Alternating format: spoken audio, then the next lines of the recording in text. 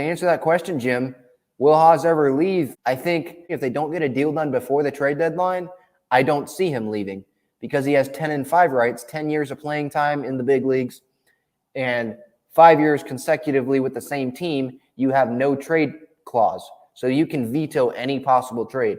And I think Hosmer would want to stay because the Padres are going to be a contender for probably the rest of his contract.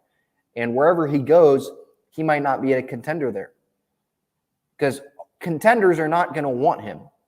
Like the Mets, they're a contender this year. He wasn't a fit there. He was probably going to get flipped somewhere else, or if he stayed, he wasn't even a fit there.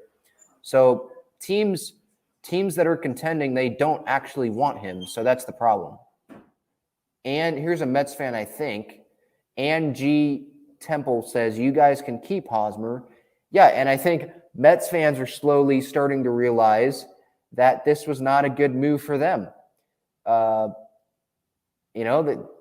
they would have given away someone who would probably start games in left field at some point during the season, someone that could DH, someone that could play left, someone who has 3 years of control left at a much smaller price than what Eric Hosmer's contract is at. The remaining 4 years left on that deal. And they know that Hosmer wasn't a fit. They have Pete Alonso there already. They have Robinson Cano there already, DHing. So that's not a fit. Alonso wasn't going to go DH. So that wasn't a fit. And then they said that the Mets might flip Hosmer if a deal would have happened.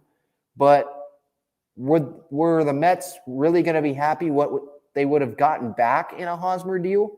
Because Hosmer just isn't the guy that he used to be.